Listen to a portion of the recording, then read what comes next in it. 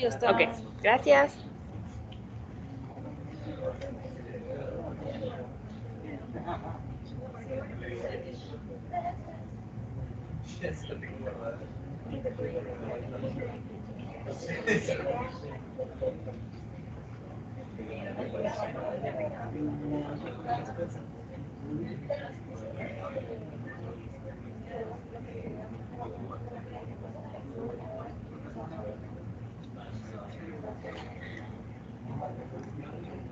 Buenos días, ¿se escucha? Ok, muy buenos días. El día de hoy vamos a ver el tema de neumonías intersticiales. Yo soy Natalia Marisela Cabrera Flores, soy residente de primer año de la especialidad de Radiología e Imagen en el Centro Universitario de Imagen Diagnóstica del Hospital Universitario, y mis maestros asesores fueron el doctor Matías Salinas Chapa y el doctor Adrián Antonio Negreros Osuna. Ok, a manera de introducción, las enfermedades pulmonares intersticiales abarcan un amplio número de trastornos de diferentes causas y manifestaciones que se van a caracterizar por tener un infiltrado celular periacinar. El propósito de esta clase es repasar los hallazgos radiológicos con los cuales vamos a establecer un diagnóstico definitivo de la neumonía intersticial, en el contexto clínico adecuado, sin la necesidad de realizar una biopsia pulmonar quirúrgica.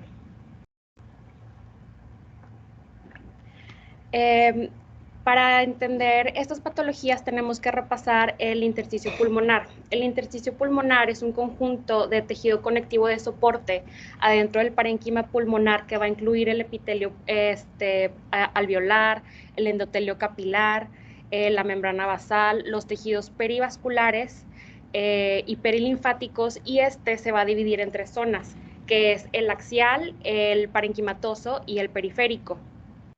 Nos vamos a concentrar sobre todo en el lóbulo pulmonar secundario. En condiciones normales, el intersticio pulmonar no es visible por tomografía, pero cuando nosotros nos encontramos con engrosamiento del intersticio pulmonar es cuando lo vamos a identificar como un patrón reticular. El glosario de Fleischner nos define la reticulación como un conjunto innumerable de pequeñas opacidades lineales que en conjunto o en suma van a tener una apariencia parecida a una red. Entonces, es importante saber a qué se debe este patrón intersticial, ya que este patrón, junto con el patrón en panalización, comprenden los hallazgos más comunes o característicos de las neumonías intersticiales. El lóbulo pulmonar secundario, la interpretación de las enfermedades pulmonares intersticiales se basa en el tipo de afectación aquí, en el lóbulo pulmonar secundario. Es la unidad anatómica básica de la estructura y función pulmonar, y está rodeada por tabiques de tejido conectivo, como lo vemos en este esquema. Va a medir alrededor de 1 o 2 centímetros y va a estar formado por entre 5 y 15 acinos pulmonares que van a contener el alveolo para el intercambio gaseoso. Este lóbulo pulmonar secundario también va a estar irrigado por un pequeño bronquio o bronquiolo terminal en el centro, que va a ir paralelo a la arteria centrilobulillar.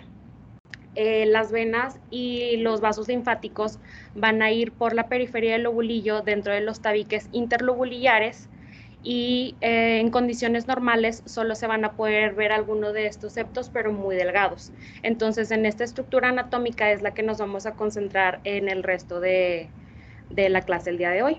Aquí acuérdense que también hay linfáticos en el centro, alrededor de todo el lobulillo. Claro que en los septos especialmente hay vasos linfáticos, pero eso no quiere decir que alrededor del bronquiolo terminal y de la porción terminal de la arteria no haya vasos linfáticos. Sí hay una red que comunica la parte central del lobulillo y las partes periféricas en los septos de vasos linfáticos. ¿Okay? Muchas gracias. Bueno, entonces, cuando nosotros tengamos enfrente un estudio de imagen en donde tengamos alguna probable neumonía intersticial o estemos ante un patrón de reticulación, el primer paso es determinar si este patrón reticular está asociado a fibrosis o no. Ok, entonces, vemos que este patrón sí tiene fibrosis. Ok, ver si este patrón es definitivo, probable o indeterminado de una neumonía intersticial usual, o ya ver si este patrón reticular está asociado a alguna patología alternativa que no nos indique que se trate de una neumonía intersticial usual. Si este patrón es definitivo o probable de una neumonía intersticial usual, tenemos que saber que no todos los patrones de neumonía intersticial usual son igual a una fibrosis pulmonar idiopática, ya que el patrón de neumonía intersticial usual sin datos de patrón en panalización también se pueden encontrar en enfermedades como la sarcoidosis, la neumonitis por hipersensibilidad o también en etapas terminales de la enfermedad pulmonar asociada a enfermedades del tejido conectivo. Entonces, así como nos viene en el esquema, tenemos un patrón de reticulación, ok, ¿esto está asociado a fibrosis o no? Para fines de esta clase tenemos que como que irnos del lado en que, ok, tenemos fibrosis, si se va a estar asociado a bronquiectasis por tracción, pérdida de volumen pulmonar, distorsión del lóbulo secundario o pérdida de la interfase entre intersticio y aire. Y también tenemos diferentes patrones que los vamos a dividir entre el patrón definitivo, el probable, el indeterminado, y ya el que no nos va a hablar de que se trate de una neumonía intersticial usual. Y los vamos a ver cada uno con más detalle.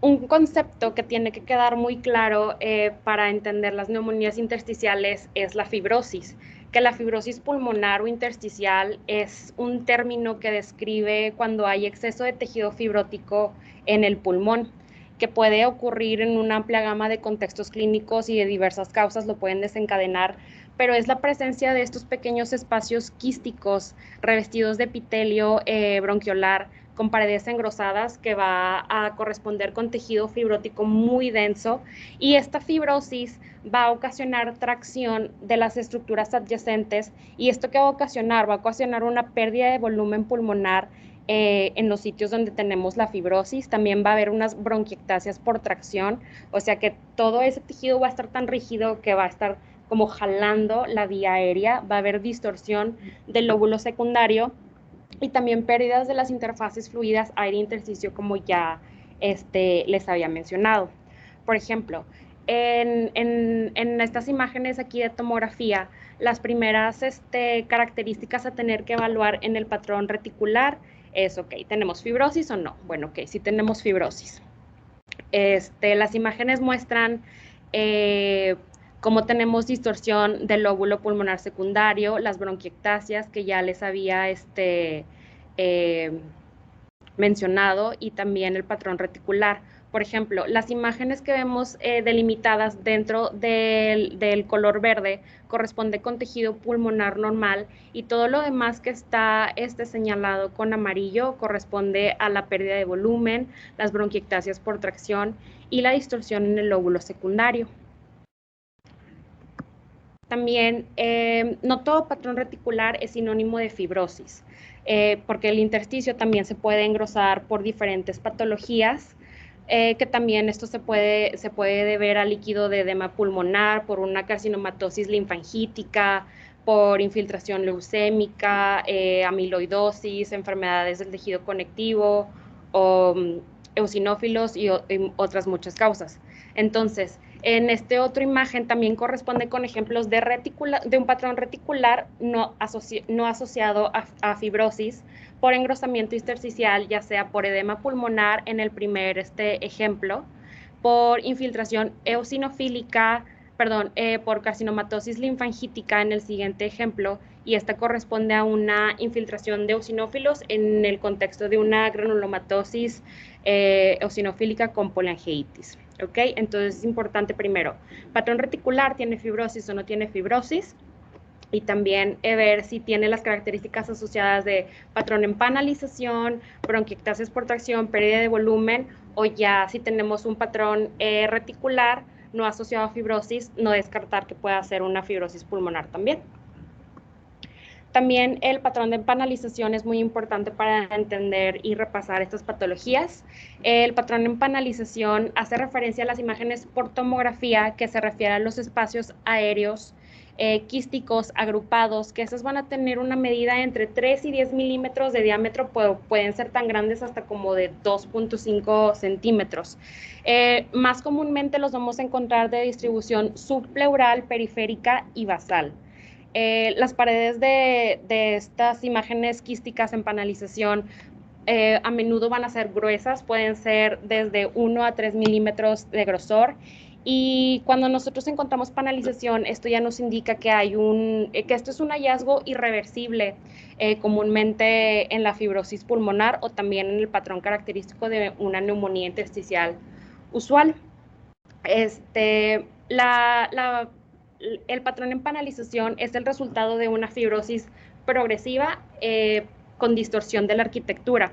Por ejemplo, vemos cómo va desde el tejido pulmonar normal, como lo hemos ejemplificado en este primer esquema, cómo después pasa con una distorsión del lóbulo secundario con bronquiectasias por tracción hasta que llega a la etapa final formando un quiste en su etapa terminal.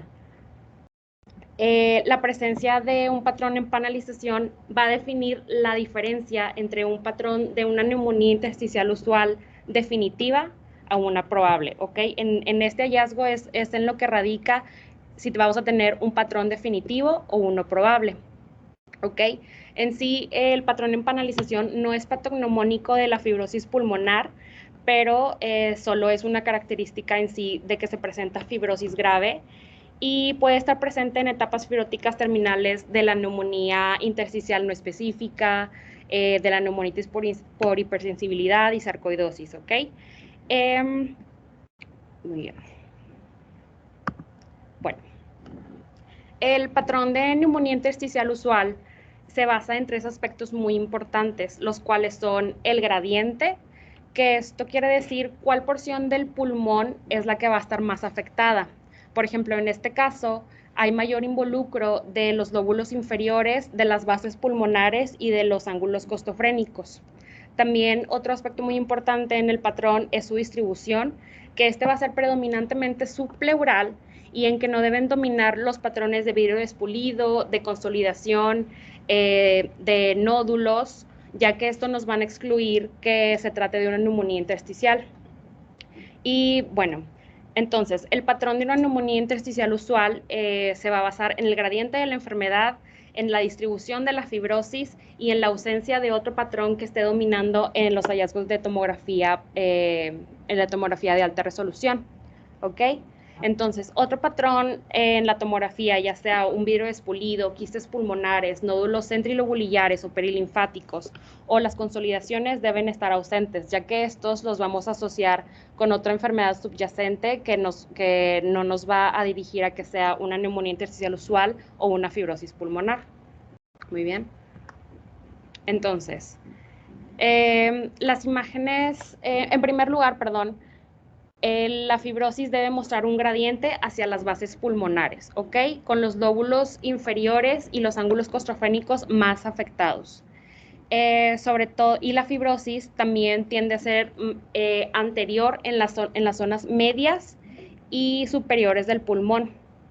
Muy bien, por ejemplo, aquí vemos, tenemos dos ejemplos en donde en el primer ejemplo vemos un patrón predominantemente basal y subpleural, a comparación de este otro caso de fibrosis pulmonar idiopática, en donde la fibrosis es predominantemente apical y central. ¿Ok? Entonces, uno de los primeros puntos a revisar es el gradiente de la enfermedad. Después, la fibrosis tiene que tener una distribución predominantemente subpleural. Esto significa que la enfermedad se va a estar dirigiendo o va a estar afectando el intersticio periférico y va a afectar el pulmón justo por debajo de la pleura.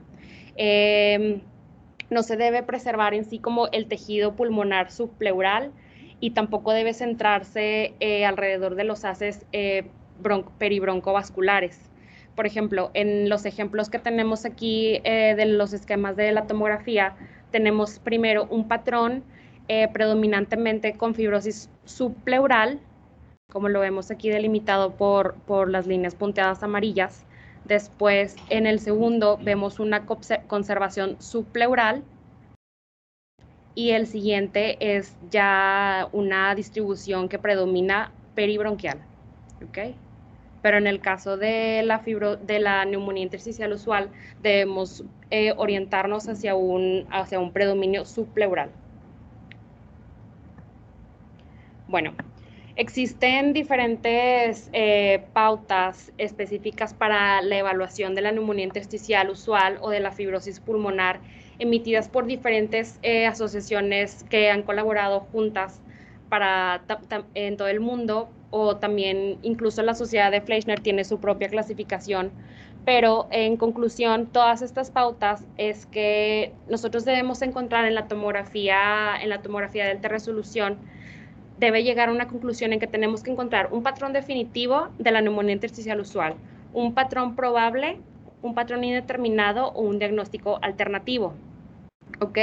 En pacientes que nosotros encontremos fibrosis predominantemente basal y subpleural, sin otras características inconsistentes, la presencia o ausencia de panalización, esto ya nos habla, esto ya nos indica si tenemos que asignar un patrón de neumonía intersticial usual definitivo o probable, porque por ejemplo, en las primeras dos columnas vemos las características del patrón definitivo y del patrón probable, en donde la única diferencia radica en la panalización, en la cual en el patrón definitivo el patrón en panalización está presente, y en el patrón probable la única diferencia es que sí vamos a encontrar todas las características de una neumonía intersticial usual, excepto los datos del patrón en panalización. ¿Ok? Y ya los otros no vamos a tener hallazgos más atípicos e incluso hallazgos que no nos van a sugerir la posibilidad de tener un caso de una neumonía intersticial. Por ejemplo, en el primer esquema tenemos un patrón en panalización combinado con fibrosis predominantemente basal y subpleural, que nos indican un patrón definitivo de una neumonía intersticial usual.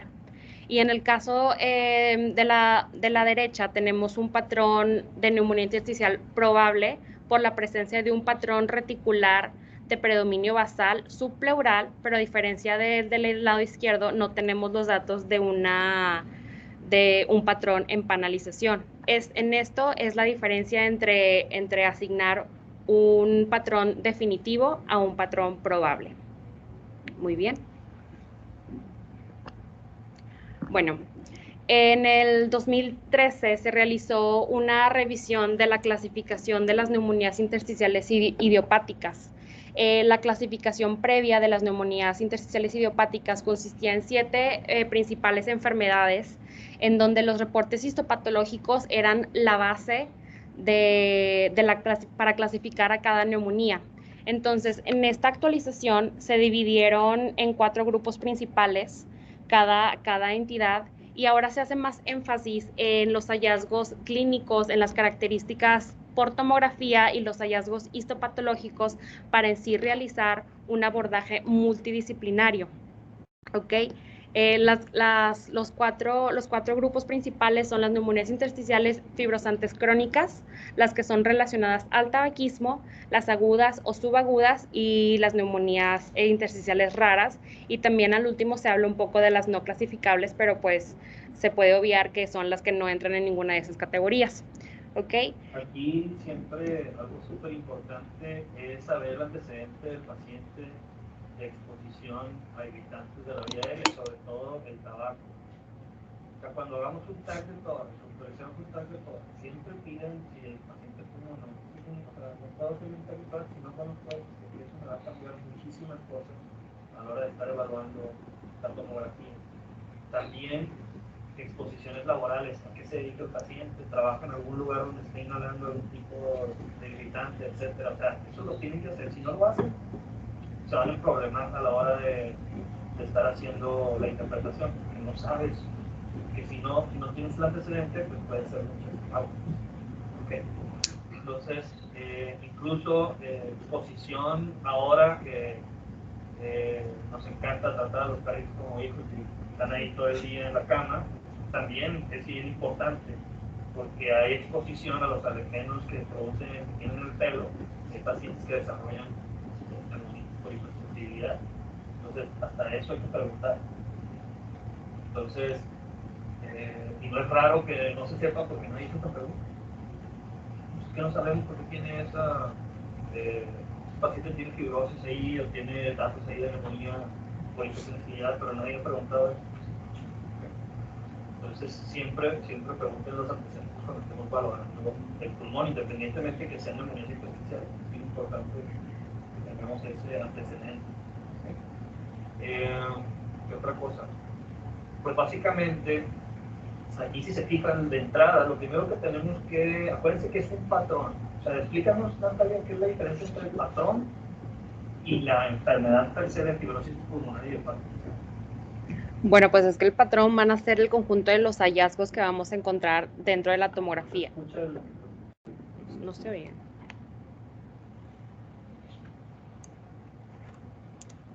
¿Se escucha? No. ¿Ahí se escucha? No.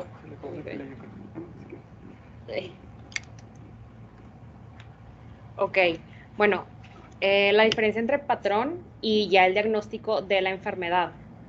Ok, bueno, siento que ya hacer el diagnóstico de la enfermedad fue después de todo un abordaje multidisciplinario en donde ya se evaluó el contexto clínico del paciente y sus antecedentes. Ya se hicieron el abordaje de estudios por laboratorio necesarios por el Departamento de Neumología, las pruebas de función pulmonar, del SO, ya se vio por imagen diagnóstica, se le hizo una tomografía de alta resolución, en dado caso que lo ameritara, se le hizo un estudio histopatológico y ya se llegó a una decisión para hacer el diagnóstico definitivo. Eso es la diferencia entre lo que encontramos como el patrón, que es lo que nosotros vamos a identificar por tomografía. Nosotros vamos a ver, el paciente tiene esto y esto y esto. Estoy viendo que el hombre era fumador o que estaba en constante exposición a polvos, lo que sea. Entonces, ahí, bueno, ok, ya voy a tener todo eso en consideración y ya voy a nada más encontrar el patrón radiológico o voy a poder hacer el diagnóstico definitivo de la enfermedad. Y lo principal que tenemos que hacer, y en nuestro reporte debemos de poner patrón de neumonía intersticial usual. O sea, patrón, no es un diagnóstico.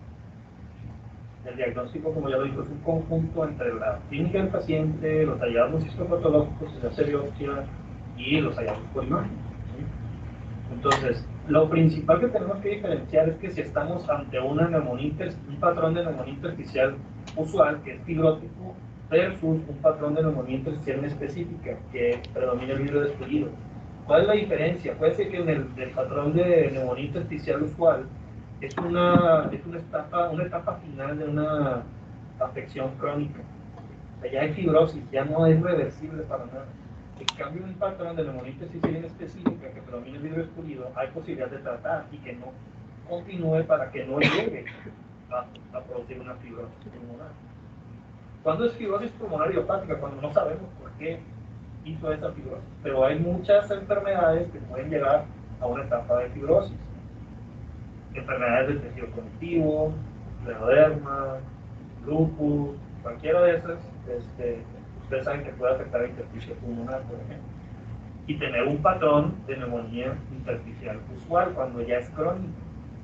Pero hay que detectarlo cuando es un patrón de neumonía intersticial inespecífica para darle un tratamiento, un seguimiento y que no progrese esa enfermedad.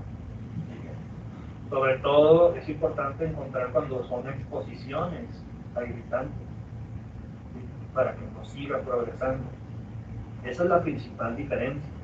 Y en el caso del tabaquismo, por ejemplo, ustedes saben que el tabaquismo afecta principalmente lóbulos superiores. Entonces, tú puedes tener un patrón de fibrosis pulmonar, pero que no tiene nada que ver con el de la fibrosis pulmonar idiopática. ¿Por qué? Porque el del tabaquismo es en los lóbulos superiores. El de la fibrosis pulmonar idiopática es en las bases. Entonces, tú puedes saber o tú puedes sugerir que el antecedente del tabaquismo, que ese patrón de neumonía intersticial usual puede ser secundario al tabaquismo. ¿Sí? Pero tienes que saber si está fumando el paciente, ¿no? Si no sabes eso, no puedes sugerir eso. Muchas gracias. Muy bien. Como parte del abordaje de la neumonía intersticial idiopática, se debe realizar una tomografía computarizada de alta resolución. Tenemos que asegurarnos que estos sean de cortes delgados, menores a 2 milímetros, y vamos a poder obtener imágenes con el paciente en expiración, inspiración y decúbito prono para poder hacer una mejor evaluación. También la adquisición de reconstrucciones volumétricas y multiplanares. Todo esto con el propósito de poder caracterizar mejor la distribución y la extensión de la enfermedad. También nos va a permitir identificar los hallazgos auxiliares como son los nódulos, las bronquiectasias, nos va a facilitar diferenciar si las bronquiectasias van a ser en sí secundarias a la panalización o por tracción, también si son por tracciones periféricas, y también hace más fácil el seguimiento comparando con estudios previos. Bueno, para comenzar con la fibrosis pulmonar idiopática, esta es una forma específica de neumonía intersticial fibrosante progresiva de causa desconocida, que principalmente se va a presentar en adultos mayores y se asocia con un patrón histopatológico y radiológico de una neumonía intersticial usual. Esta condición es de muy mal pronóstico, tiene una supervivencia menor a 5 años y su diagnóstico se hace excluyendo otras causas conocidas de una enfermedad pulmonar intersticial con la presencia de un patrón de neumonía intersticial usual por tomografía. Si el patrón de neumonía intersticial usual es de causa desconocida, es decir, que sea idiopática, la enfermedad se denomina como una fibrosis pulmonar idiopática, ya como nos lo mencionó el doctor Negreros, ¿ok? Y la fibrosis pulmonar idiopática representa más del 60% de los casos de una neumonía intersticial usual. Los hallazgos por tomografía van a ser, bueno, primero tener en cuenta el contexto clínico adecuado del paciente. Si nosotros tenemos un contexto clínico que nos habla de una enfermedad pulmonar de larga evolución, junto con la presencia de un patrón clásico de una neumonía intersticial usual, esto ya nos hace el diagnóstico de una fibrosis pulmonar sin la necesidad de que ese paciente vaya a necesitar una biopsia pulmonar quirúrgica. Por tomografía vamos a encontrar un patrón reticular con patrón en panalización, bronquiectasias por tracción secundarias a la fibrosis, opacidades en vidrio expulido, las cuales van a ser menos extensas que las anomalías reticulares. También característicamente estas características las vamos a encontrar basales y periféricas, pero también pueden ser irregulares y su distribución puede ser asimétrica hasta en el 25% de los casos. Okay, este esquema que está aquí me gustó mucho porque en este nos está mostrando la distribución de la enfermedad, un ejemplo de por tomografía y también el patrón característico. Por ejemplo, en el caso de la fibrosis pulmonar idiopática, vemos que la distribución es subpleural con un gradiente apicobasal, como lo vemos aquí ejemplificado como en este color anaranjado. La tomografía muestra las áreas del patrón en panalización, que lo podemos ver esquematizado aquí como en estos dibujos de color verde. Eso corresponde con el patrón en panalización. También las opacidades reticulares irregulares, que corresponde con este esquema en color azul. Las bronquiectasias por tracción y también las opacidades focales en vidrio expulido. Esta tomografía es un ejemplo de una fibrosis pulmonar idiopática clasificada con un patrón definitivo de una neumonía intersticial usual. Este era el caso de un paciente de 77 años que muestra un patrón en panalización con bronquiectasia en panalización asociado a bronquiectasias por tracción subpleurales con un patrón reticular y opacidades en vidrio expulido. Como ya se había mencionado, cuando es de origen idiopático, este patrón por tomografía es suficiente para hacer un diagnóstico de una fibrosis pulmonar idiopática. Bueno, por lo general no se realiza un diagnóstico confiable de neumonía intersticial usual por tomografía a menos que ya se esté demostrando que haya un patrón en panalización. Si este está ausente, pero cumple con el resto de las características de imagen, especialmente cuando este patrón se caracteriza por opacidades reticulares de predominio basal y periférico. Se considera como un patrón probable, como ya lo habíamos estado abordando anteriormente. Vamos a tener que evaluar la necesidad de realizar una biopsia pulmonar quirúrgica, ya para establecer un diagnóstico definitivo.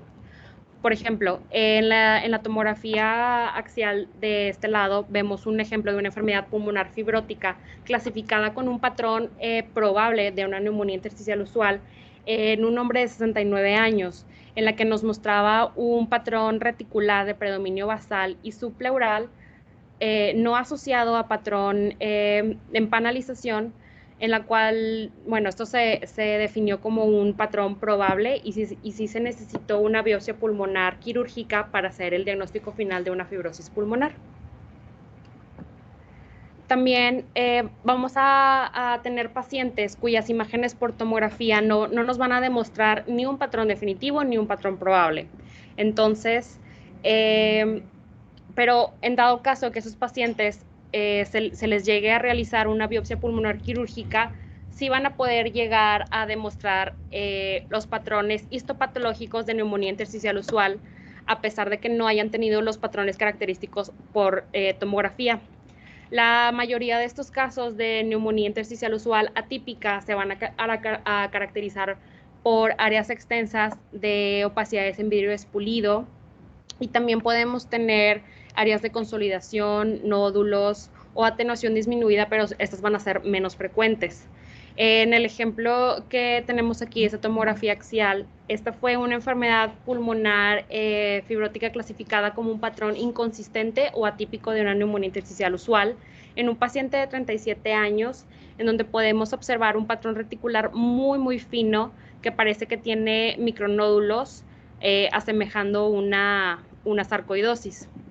Y pues bueno, se ha visto que los pacientes con una fibrosis pulmonar idiopática que tienen una neumonía intersticial usual definitiva o posible según los criterios de tomografía tienen una supervivencia más corta que aquellos que tuvieron hallazgos indeterminados por tomografía, a pesar de que sí hayan tenido un reporte histopatológico de esta enfermedad. Pasando a la neumonía intersticial no específica, bueno, esta condición en cierta literatura es considerada como una entidad específica con sus propias características histológicas y radiológicas, mientras otros la consideran como un diagnóstico de neumonía intersticial que aún no puede ser clasificada, entonces la llaman neumonía intersticial no específica. Es muy poco común, ocurre en una variedad de contextos clínicos y también puede llegar a ser idiopática. Y para llegar al diagnóstico definitivo de una neumonía intersticial no específica se va a necesitar una biopsia pulmonar quirúrgica. Los hallazgos por tomografía van a variar según la proporción subyacente de inflamación y de la fibrosis. Podemos encontrar un patrón reticular, bronquiectasias por tracción, pérdida del volumen lobular, opacidades en vidrio expulido, que estos nos van a hablar de que ya hay un grado de fibrosis afectando el pulmón. El patrón en panalización puede estar ausente o puede ser muy sutil. También podemos encontrar ganglios linfáticos en mediastino un poco agrandados. Más comúnmente va a afectar los lóbulos inferiores y va a tener una distribución peribroncovascular o con preservación subpleural periférica. Este esquema es igual al pasado, en donde nos muestra su distribución, su ejemplo por tomografía y un esquema del patrón, en donde vemos que la distribución es subpleural sin un gradiente obvio, pero subpleural. También vamos a tener opacidades en vidrio expulido, subpleurales, opacidades reticulares y lineales irregulares, que las vamos a ver ejemplificadas aquí en el esquema de color azul. Y también podemos tener micronódulos o también áreas de panalización microquísticas. ¿Okay? En los ejemplos que tenemos aquí, bueno, son imágenes de tomografía axial computarizada de una enfermedad que fue reversible y autolimitada en un paciente de 40 años que él presentaba tos y disnea. Se le hizo su abordaje radiológico de una neumonía intersticial no específica, en donde aquí llamaba la atención que se encontraban opacidades reticulares en las regiones subpleurales del pulmón, sin bronquiectasias de tracción evidentes. A este paciente se le hizo un seguimiento después del tratamiento con esteroides, en donde ya nos mostraba una resolución de estas anomalías reticulares que veíamos en el estudio previo, y una opacidad leve residual de vidrio expulido. Pasando con... Esto es lo que les mencionaba, ¿no? Que una neumonía intersticial específica puede ser reversible. Están viendo ahí. En cambio, una fibrosis pulmonar ya es un proceso completamente irreversible y ya no se va a curar ese paciente. ¿Okay? Pasando con las neumonías intersticiales asociadas al tabaquismo. La primera que vamos a revisar es la enfermedad pulmonar intersticial asociada a la bronquiolitis respiratoria, que es la forma más común de lesión pulmonar relacionada con el tabaquismo. En algunos pacientes puede llegar a ser asintomáticos u otros pueden tienden a la dificultad respiratoria progresiva y tos crónica. Se asocia típicamente al tabaquismo intenso, generalmente 30 paquetes año o más, y se observa a menudo en pacientes jóvenes de mediana edad, como de 30 a 40 años.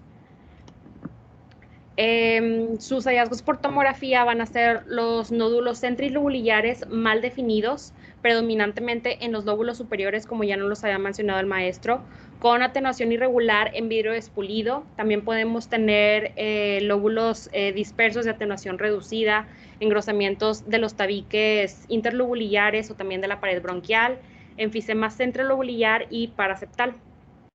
Fíjense cómo es algo súper tenue. Si no sabes que existe y no estás familiarizado, lo vas a dar como normal. Y más si no sabes que fuma el paciente. Es el típico de, hombre, si yo como un chorro y hasta ahí me siento no tengo nada. No te lo vieron, no te lo diagnosticaron, pero sí tenías cambios. Son esos nodulillos centrilobulillares muy tenues. No sé si alguien tenga un apuntador, pero bueno, se nota ahí precisamente en la imagen que tienen a un lado, que es algo para representar eso, ¿no?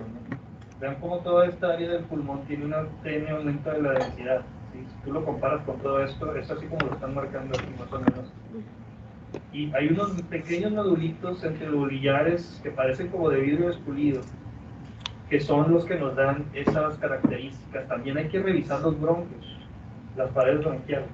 Las paredes bronquiales van a estar más engrosadas o van a tener diferentes calibres de diferentes grosores. Eso también nos indica que hay este tipo de afección asociada al tabaquismo, ¿no? Entonces, a veces son cambios muy pequeños, muy leves. Tan leves que si no los buscamos intencionalmente lo vamos a dar como normal. ¿Okay? Pero esto es lo que si no lo diagnosticamos a tiempo, sigue progresando y al rato voy a tener una enfermedad fibrótica, ahora sí pulmonar, irreversible completamente. Entonces, son muy leves, pero tenemos por eso la importancia de saber si fuma el paciente y saber que a veces van a ser hallazgos de este tipo, súper discretos. Y este ya tal cual podemos reportar como patrón compatible con Se vamos a poner, se observan nódulos centrilobulillares, aumento de la densidad de predominio en ápice pulmonar, engrosamiento de las paredes bronquiales que por antecedentes del paciente sugieren un patrón que indica bronquiolitis respiratoria asociada al tabaquismo. Así como tal todo eso. Obviamente, yo sé que no les gusta a los médicos tratantes por relacionar con la aspirina. ¿Sí? O sea, ya no nos falta que nosotros también les demos el tratamiento y patología y todo. No, o sea, no se puede, y menos cuando las historias clínicas que nos mandan no es nada, ¿verdad? Parte todo, gracias. Pero si tienes todo eso, hay que hacerlo. ¿Sí? Sin temor a que te puedes equivocar, sí, pero no. Realmente va a ser muy difícil que te vayas a equivocar si tienes la historia clínica del paciente, si hablaste con el médico tratante, si le preguntas, oye, el paciente es fumador, etcétera, tengo esos hallazgos, obviamente hay que corroborar con pruebas de función pulmonar, etcétera, todo eso que también van a arrojar alteraciones cuando se hace ya. Lo más importante es la comunicación con el médico tratante.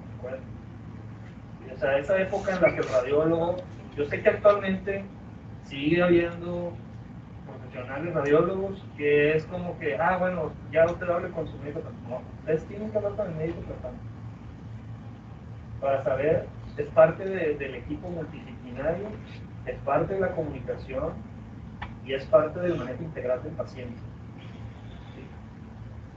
Aunque algunos sean poco accesibles, pero créanme que si ustedes lo hacen, al contrario, después ellos van a estar hablando, oye, ¿pero qué opinas? O sea, vamos a verlo juntos, o qué otro estudio podemos hacer, etcétera. Pero esto tienen que ustedes hacerlo desde ahorita. Igual ustedes como residentes, con los residentes de cirugía, de neo, etcétera, tienen que ponerse a platicar con ellos y decir, bueno, este paciente por qué viene, por qué se lo pediste.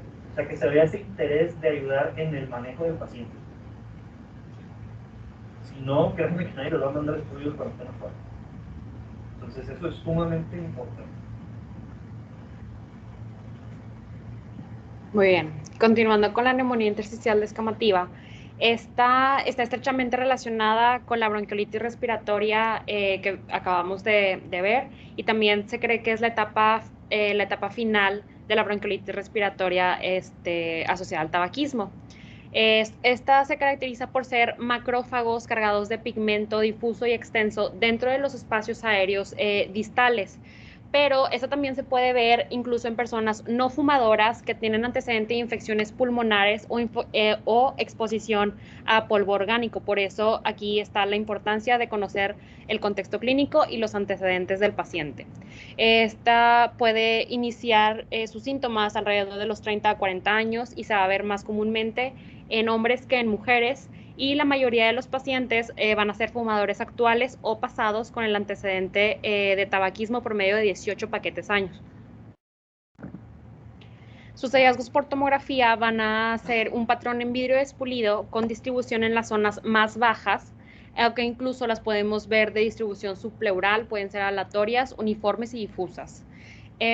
Vamos a encontrar un patrón reticular con opacidades lineales irregulares de predominio basal y también múltiples espacios aéreos quísticos, los cuales no debemos de confundir con un patrón en panalización, los cuales estos espacios quísticos pequeños van a estar asociados a áreas de vidrio despulido.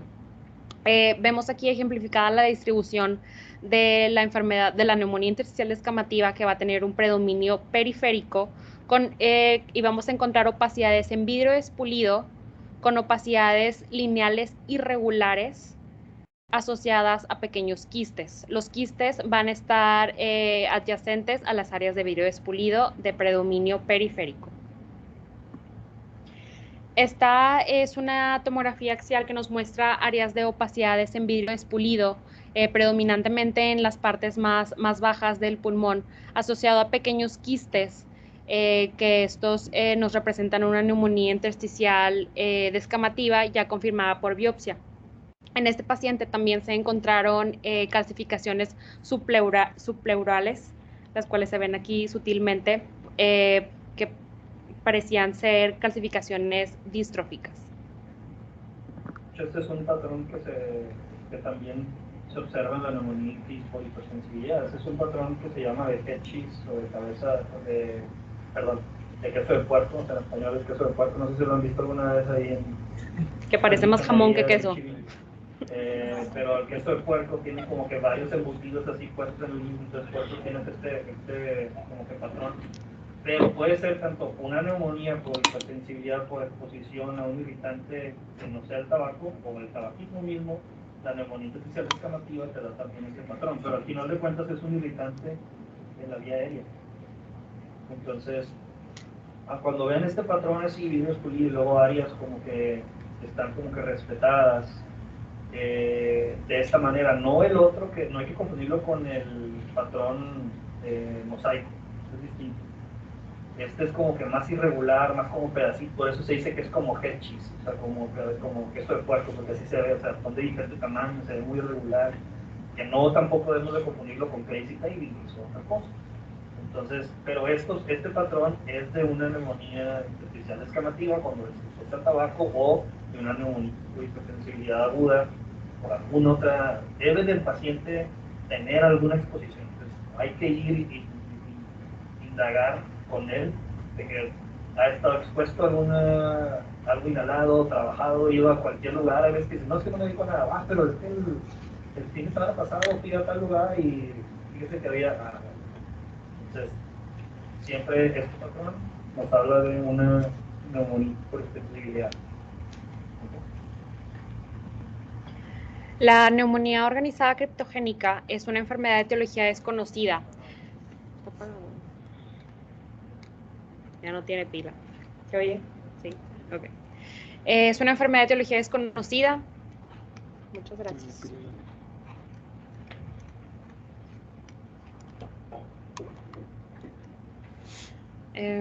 ¿Se oye? Ok. Es un proceso irregular caracterizado por brotes de fibroblastos que contienen colágeno que se van a involucrar en los conductos alveolares y de los alvéolos. Pueden estar asociados o no a pólipos bronquiolares. Y bueno, estos se van a caracterizar. ¿Sí? ¿Está prendido? Ok. Ahí, sí.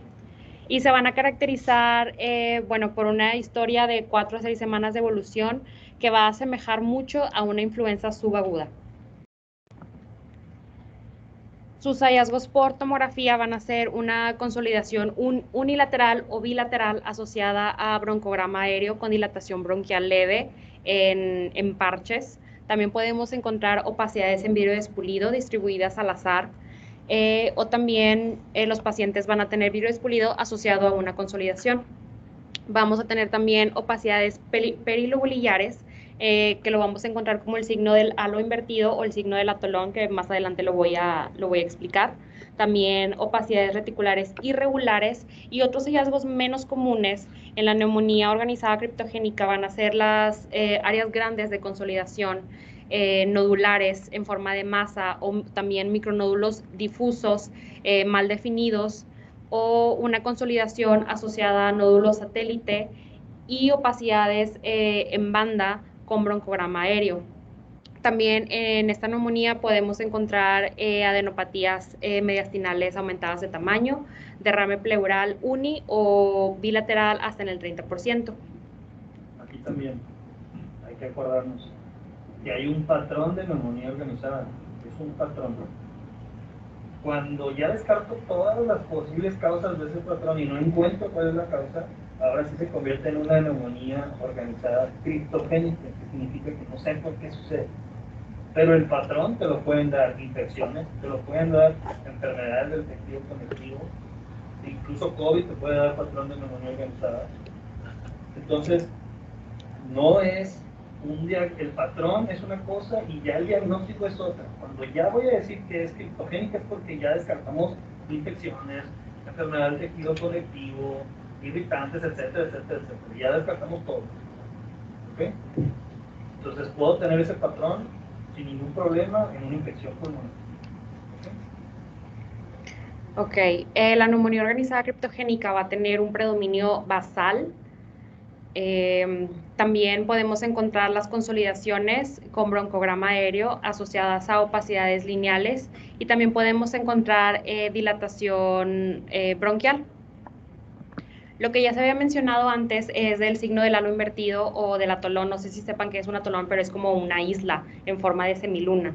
Bueno, entonces el signo del halo invertido, o también conocido como el signo del atolón, es esta opacidad central que corresponde al área de vidrio despulido, rodeada por una consolidación, la cual la vemos más densa en forma de media luna. Esto es lo que se conoce como el signo del atolón, que va a ser muy característico de la neumonía organizada criptogénica. ¿Okay? Es el área de vidrio despulido central rodeada en forma de semiluna por una consolidación. La neumonía intersticial aguda es una neumonía intersticial idiopática rápidamente progresiva. Esta tiene una forma aguda u organizada donde hay daño alveolar difuso indistinguible del patrón histológico que se va a encontrar en el síndrome de distrés respiratorio agudo causado por sepsis o por shock. Esta más común se va a presentar en pacientes de 50 años, va a desarrollar disnea grave con necesidad de que los pacientes tengan que tener ventilación mecánica en menos de 3 semanas, tiene una mortalidad alta mayor del 50% y la mayoría de los pacientes que llegan a sobrevivir la fase aguda de la neumonía intersticial aguda van a progresar a una fibrosis pulmonar. Vamos a encontrar áreas de atenuación en vidrio despulido, dilatación bronquial y distorsión de la arquitectura pulmonar por tomografía. La extensión de las áreas de atenuación en vidrio despulido se van a correlacionar con la duración de la enfermedad. Primero vamos a tener una fase exudativa o temprana, en donde vamos a tener imágenes en vidrio expulido, parcheadas, bilaterales, y también áreas de preservación focal que nos van a dar como un aspecto geográfico. También podemos encontrar áreas de consolidaciones basales, difusas o de predominio en lóbulos superiores. Y después, en la fase organizada tardía, vemos distorsión de los haces broncovasculares, bronquiectasias por tracción o formación de patrón en panalización. Y también las áreas de consolidación van a estar reemplazadas por áreas de vidrio expulido. Vemos en el esquema cómo su predominio va a ser basal. Vamos a ver opacidades en vidrio expulido y dilatación bronquial. De predominio basal, vidrio expulido y dilatación bronquial. Esta es una tomografía de tórax en reconstrucción coronal en donde nos muestra una dilatación y distorsión de la vía aérea dentro de opacidades difusas en vidrio expulido. Y estos hallazgos nos sugieren que esta enfermedad se encontraba en la primera fase, o sea, en la fase de organización o una fase aguda. La exacerbación aguda de la neumonía intersticial idiopática es una fase acelerada de esta misma que va a provocar un deterioro respiratorio agudo de cualquier neumonía intersticial idiopática ya crónica. Esto lo vamos a encontrar como un daño alveolar difuso u organizado y estas exacerbaciones tienen que sospecharse en pacientes ya conocidos con fibrosis pulmonar idiopática que se les hace una tomografía y tiene nuevas opacidades en vidrio expulido extensas o que han sido rápidamente progresivas. Es importante que en estas exacerbaciones se tenga que descartar que estas opacidades de nueva aparición no se deban a una infección pulmonar o que no sean secundarias a insuficiencia cardíaca. Por ejemplo, este es un caso de una exacerbación aguda de la fibrosis pulmonar idiopática, en donde la primera imagen es una tomografía en reconstrucción coronal. Este es un estudio basal que muestra una reticulación subpleural gruesa con patrón en panalización. La segunda imagen muestra una tomografía también en reconstrucción coronal que se obtuvo 6 meses después en un paciente que tenía 10 días de evolución con disnea progresiva. En esta vamos a encontrar áreas de vidrio expulido en parches superpuestas a las áreas de patrón reticular y también así como dentro de las áreas pulmonares que previamente las habíamos visto normales. Este es un caso de una exacerbación aguda en el contexto de una fibrosis pulmonar ya conocida previamente. La neumonía intersticial linfoide. Esta es una afección linfoproliferativa benigna caracterizada por un infiltrado linfoide intersticial denso. Este tipo de neumonía intersticial lo vamos a ver asociado a trastornos sistémicos como el síndrome de Sjögren, VIH y también en síndromes de inmunodeficiencia variable. Se puede presentar en la quinta década de la vida, va a ser más común en mujeres que en hombres. Y bueno, los pacientes pueden presentarse con disnea, tos de progresión lenta durante un periodo de 3 o más años. Incluso pueden tener síntomas sistémicos como fiebre, sudoración nocturna o pérdida de peso. Por tomografía vamos a encontrar áreas de opacidad en vidrio expulido, nódulos de diferentes tamaños que pueden estar estos mal definidos, engrosamiento de los tabiques interlobulillares o de los haces broncovasculares, quistes de paredes delgadas de entre 1 a 30 milímetros, los cuales estos quistes pueden ser agrupados muy discretos o también van a tener una distribución peribroncovascular y todas estas características van a tener un predominio en los lóbulos inferiores. Esa tomografía es un ejemplo de una neumonía intersticial linfoide en donde muestran los quistes peribroncovasculares de tamaño variable y áreas de opacidad en vidrio expulido en parches en los lóbulos inferiores. La fibroelastosis pleuroparenquimatosa idiopática es una enfermedad muy poco frecuente que consiste en una forma de fibrosis rica en fibras elásticas que va a involucrar la pleura y el parénquima pulmonar subpleural, sobre todo en los lóbulos superiores. Esta va a tener una progresión de la enfermedad que ocurre en el 60% y una mortalidad alrededor del 40%. Sus hallazgos por tomografía van a ser el engrosamiento pleural irregular y también marcas en las zonas superiores que se van a fusionar con los cambios fibróticos del pulmón subyacente. También vamos a encontrar pérdida sustancial del volumen del lóbulo superior, bronquiectasias por tracción y elevación de los cilios. En estos dos ejemplos de una tomografía axial, una reconstrucción coronal, vemos a través de las áreas superiores y también en la reconstrucción coronal cómo vemos estas áreas de fibroelastosis con engrosamiento pleural irregular bilateral y un patrón reticular subyacente compatible con fibrosis. Ya por último, en las neumonías intersticiales idiopáticas no clasificables van a ser, bueno, las vamos a llamar así después de una revisión prospectiva de todos los datos clínicos, radiológicos y patológicos que no nos van a revelar un diagnóstico específico después de un abordaje multidisciplinario. También en estos casos vamos a tener una falta de evaluación histopatológica porque en algunos casos puede haber un riesgo elevado si se realiza una biopsia pulmonar quirúrgica. Y bueno, en los casos de que tengamos un patrón definitivo de una neumonía intersticial idiopática, en el 17% de las tomografías con un patrón definitivo de los pacientes con una neumonía no clasificable, se encontró un patrón probable por tomografía en el 50% de estos. ¿Okay? Y bueno, como conclusión, esta tabla se me hizo muy interesante, que es lo que me gustaría que se llevaran de esta clase, que es, bueno, las neumonías intersticiales idiopáticas son raras, muy raras, pero son el prototipo de las neumonías intersticiales secundarias, que las vamos a ver también en diferentes patologías como la sarcoidosis, vasculitis y enfermedades del tejido conectivo, y el radiólogo tiene que estar muy familiarizado con ellas. La clasificación está basada en criterios histológicos, pero estos se parecen tanto que también se tienen que correlacionar con los hallazgos radiológicos. Hacer el diagnóstico de esto es un proceso dinámico y establecer un diagnóstico definitivo necesita un abordaje multidisciplinario.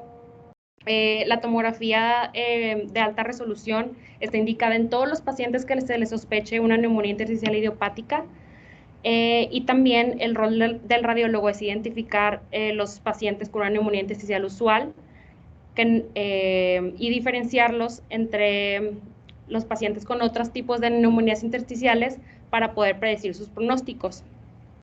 En todos los pacientes a quien se les sospeche una neumonía intersticial idiopática y no presentan una presentación clínica típica y sus hallazgos por imagen sean inconclusos, se les debe realizar una biopsia pulmonar quirúrgica. Las biopsias deben ser obtenidas de más de un lóbulo. La tomografía de alta resolución sirve de guía para decidir el sitio quirúrgico apropiado para la toma de biopsias, y la neumonía intersticial no específica es un diagnóstico incierto, que este término debe ser considerado como un diagnóstico provisional hasta que la patología pueda ser abordada de una mejor manera. Y bueno, eso sería todo de mi parte. Muchas gracias. Muy bien.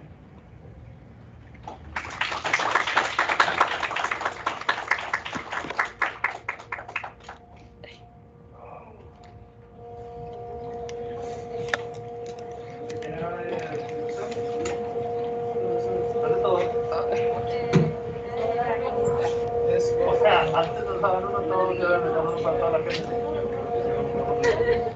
Se llama seguridad de dar una clase. Sí. Dime la diferencia entre el diagnóstico y el patrón. Muy bien, a ti, pero todo se ve igual. Sí, todo se ve igual. Oye, y gracias por poner la única foto donde no salgo yo. Al otro pongo una foto solo contigo. Muy bien. Ok. Gracias, muy bien. Gracias. La foto del Vele Challenge en el cierre. Muchas gracias.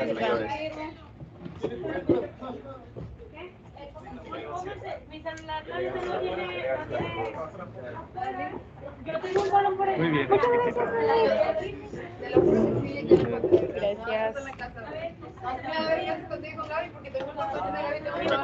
Gracias, Flaquito. ¿Te ves mejor? ¿Manda? ¿Te ves mejor? Ya. ¿Qué te había pasado? Ay, nada de vómito. ¿Te hicieron la obstétrica? Ya se paró esto, ¿verdad? Sí.